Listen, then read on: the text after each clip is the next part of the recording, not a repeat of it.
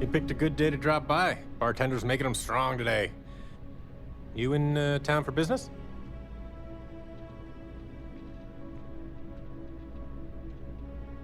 You're with Constellation?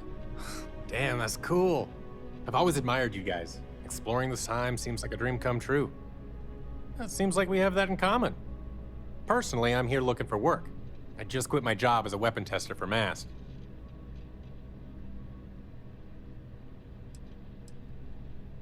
I'm billing myself as a weapons expert, sniper tech specifically.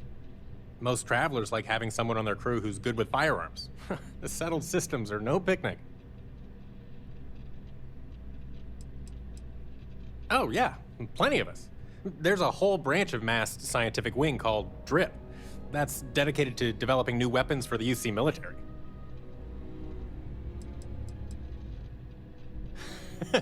No, I'm not. I'm actually hoping for a crew gig. Lots of pilots stop by the Viewport on their way into town. I figure if I hung around long enough, I'd run into someone who was hiring.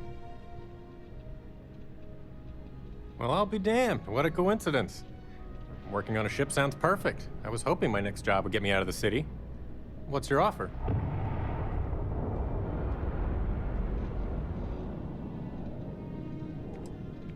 I'm a reasonable guy, but that's just too low.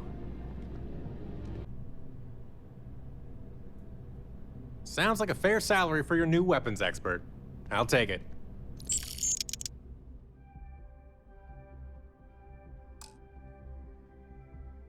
I'll head straight to my post and get to work. Hey. I'd be a lot more used to you out in the field. Pew! Sure. Shoot. Pew pew. I'm an expert. I worked at DRIP in the UC Science Division. They're the department responsible for dreaming up new weapons tech for the military. Officially, I was a prototype tester, but my title should have been guinea pig. I was in charge of making sure everything the engineers came up with was safe. When a new weapon was developed, they'd have me take it to an uninhabited planet to put it through its paces. That way, if it blew up, I was the only guy that got hurt. The kind of marketing exec felt real clever for coming up with. The whole department knows it's ridiculous. We have all kinds of jokes about it. You're dripping on your desk, or call a plumber, there's a drip on this floor. Hilarious stuff. Even management got in on it. Plenty. Field work's always dangerous, but when you're dealing with experimental tech, close calls are basically a given. But that's half the fun of the job, if you ask me.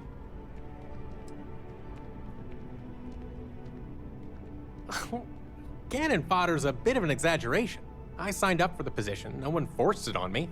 I thought of serving the UC as a privilege.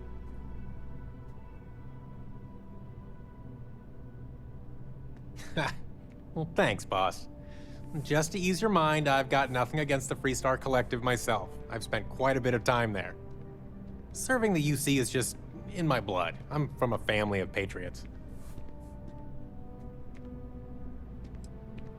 Just, wasn't the place for me anymore. A guy can only shoot off so many experimental weapons into space before he starts wanting more out of life. And I don't want to get into it, but there was a problem with my last assignment. The situation got out of hand and blew up in my face. Leaving wasn't my first choice, but it was my only option. And that's all I'm going to say about it.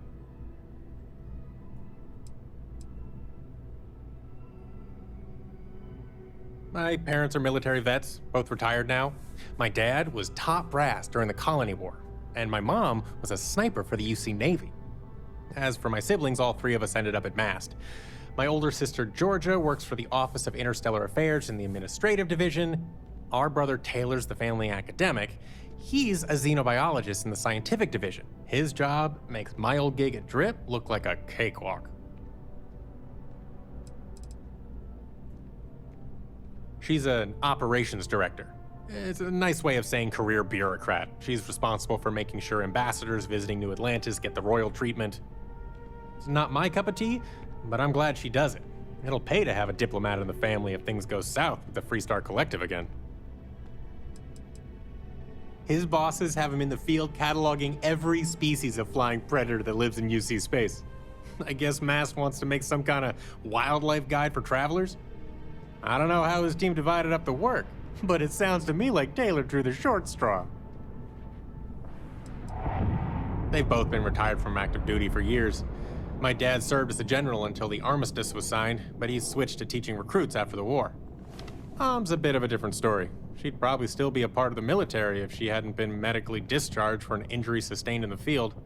She had a close call with a laser weapon that left her blind in one eye. It was an instant death stroke for her sniping career. It might. My dad always says you can't go a week at Mass without hearing the Bankowski name.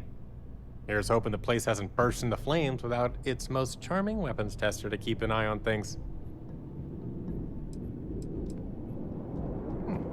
I could get used to these talks.